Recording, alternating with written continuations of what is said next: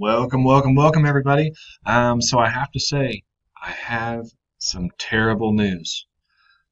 This is going to be our last video for the Introduction to Labview course with your host, Mr. Jamie Tate. As I said before, I'm one of the lead learners from Southern Regional Education Board, one of the teachers of Innovations in Science and Technology. We've had a blast so far, kind of covering some different tutorial videos, starting from the basics of Labview 101. And today we're going to be covering last topic, which is loops. So for loops and while loops. We've kind of touched on while loops just a little bit of in our conversion between Fahrenheit and Celsius. We're going to kind of go over that again in a little bit more detail, how to do that, and we're also going to cover for loops. So the first thing I want to talk about is the difference between for loops and while loops. Both of them are executing code. Okay. And the difference is a for loop executes that code for a predetermined number of times. What we're going to be doing in our tutorial video today is we're going to be doing a random number generator. We're going to do it for a set number of times. We're going to do it 5 times. And it's going to iterate those 5 times. The difference between a for loop and a while loop is a while loop is going to execute that code continuously, so iterate an infinity number of times until the user decides to stop. So typically it'll have a stop function placed into the code as well. So let's kind of go into both of them. We'll go ahead and do the while loop first because we have already gotten a little bit of experience with that already. So here's our program. You guys have seen this. I've beaten this program with a dead horse so many times already. So let's just go ahead and remember kind of what we are trying to accomplish here. So we've got our program here. As of right now, if we toggle the switch and we click run, it is going to convert from Fahrenheit to Celsius. Remember in one of the previous videos I changed that. So let's get it back to where we want. So if I toggle over here on our control and I click run, it is going to do our conversion factor for us. What we want to be able to do is, like we did in previous videos, be able to go up and down and it convert for us. The way we do that, we want to execute this code continuously. We want it to do it, use a while loop. So I go over here to our block diagram. I right click to get our functions palette. I go to this executive control. I go over here to while loop. Okay. So I'm going to just drag and drop all around the code that I want. Okay. So we have now a stop function, okay, which we talked about earlier. Okay, so the user now has a stop that they can use. This is going to be what's going to close out the program and stop the loop from continuing to iterate. Basically what's going to happen is as soon as I click run, it is going to keep this going and keep converting until I tell it not to. What we'll notice here, before we had this while loop, it would just start and run, and then it will just continue to, we'll have a white arrow again. Whenever I click the run button this time, here's what we'll see. Click run, we'll now see this running portion, and it will iterate multiple times until I click stop. Now I've got the white arrow back. Let me just cover what I was just talking about. So if I remove this while loop and remove the stop button, what I noticed before is with this white arrow, if I click run, it would convert, but I still have this white arrow.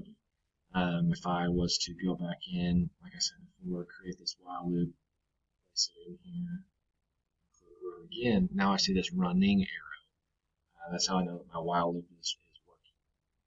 So, that's just kind of a basic deal of while loops. One of the things we did in the last, in the graphs and charts video, if you have not seen that, I encourage you guys to go in and watch that, is we created a timer. This kind of helps your computer with its processing. And I'm only going to take a timer, and I'm only going to count. It's going to tell you how long it's going to wait before it collects the next data. So how many milliseconds do we want to wait? So I'm going to right click. I'm going to set a constant for, I'm going to say 100 milliseconds. Okay. And so if I was to run this again, see that there's a small little delay between the how fast the control is toggling and this portion moving and getting our data point. Let's try if I was to bring this up again. Let's say I do it 1,000 milliseconds or 1 second per. Let's see how long it takes. See, it's quite a bit delayed now. So this kind of helps your computer with its processing. It doesn't have to work quite as hard, but it's still going to get you the data point that you want. So if I was to just go ahead and type in, let's see what the conversion is for 100 degrees Fahrenheit. Take just a little bit longer, but I'm still going to get it. As I said before, just helps your computer with its processing. So let's go ahead and stop. So this is just a basic form of a while loop. So let's look at now a for loop. Open up over here. I've got my for loop stuff set up. I'm going to tile my places left and right so we can see both places. What I'm going to do is we're going to create a random number generator.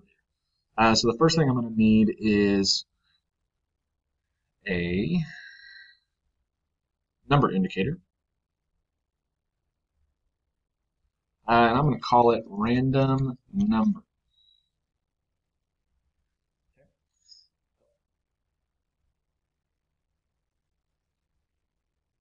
Oh my goodness. There we go.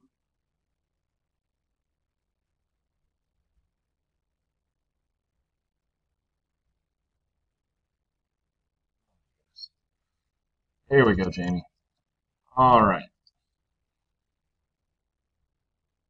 There we go. How about that? Okay. So what we want is we're going to go in and find our random number. So random number, in order to generate a random number, it's under your functions tab.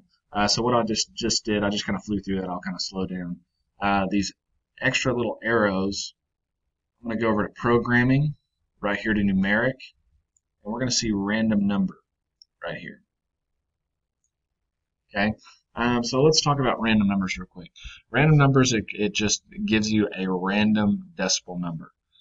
For this program, what I would like it to do is to give us a random number between 1 and 10, or 0 and 10, my apologies, and then I want it to round it to an actual whole number. So I'm going to mess around with it a little bit, and let's see if you guys can kind of follow along. So first thing I'm going to do here is I'm going to multiply all of our numbers by 10. Okay. And then I'm going to come in into this numeric piece, and I'm going to round everything. Okay. So I'm going to take everything, multiply it by 10. I'm going to round. I'm going to create a constant, 10. Okay. And then I'm going to round it. Boom. Here we go. So let's see what happens here if I click. Oh, perfect. So if I click run, I'm going to get a random number between 0 and 10. Okay. It's going to be a rounded whole number, so which I think is great. Now, let's see if we can get it to iterate the amount of times that we want it to. Okay. In order to do that, we are going to use a for loop. So I'm going to go over to this programming again, and I'm going to go to structures instead of numeric, and I'm going to grab the for loop. Okay. So I see it kind of looks like a while loop, but it's a little bit thinner. Okay. And I see that I've got an in right here, and I've got an iteration, loop iteration. Okay. What I'm going to do here is this n is going to be the n value of how n stands for how many times this is going to iterate. Okay. So I said that I want this to happen 5 times. Okay. So what we'll be able to see here is that it's going to iterate 5 times. Again, I don't want it to move too quickly. So I'm going to have it do a timer,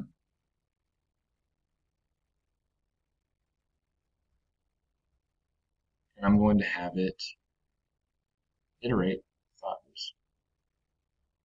create a constant for 1,000 milliseconds. So it's going to take in one value at a time per second. And let's see what happens. So what we should see is over the course of 5 seconds, we'll get 5 different numbers. So let's kick around and see what happens. 1, 2, 3, 4, 5. And it's done. So I could change this. Let's say I want to do it 10 times. 1, 2, 3, 6, 7, 8, 10. Kind of throws you off because sometimes it just throws the same number in there, even though it's supposed to be. It so that is kind of the basic overview of for loops and while loops. Remember, for loop, you're actually signifying and stating the number of iterations that we're going to see here. I made it to where it's going to be between 1 and 10. I multiplied it by 10. I rounded it, and I did just 1 per second. So 1,000 milliseconds is 1 second. So basically the difference there is this one, for loop, is a predetermined number of times it's going to execute the code. If we were to go back to our other program here, it is going to run this code multiple times, as many times continuously, until we click the stop button. And that's really kind of the difference. So once again, it's been a pleasure getting to teach you guys this stuff. My email and stuff I will post out there. It's jameson.take@gmail.com. You guys are more than welcome to reach out to me if you have any kind of questions or any concerns. Hope you guys have a great day and keep exploring Labview. It's an awesome program, and you can do just about anything. So, see you guys.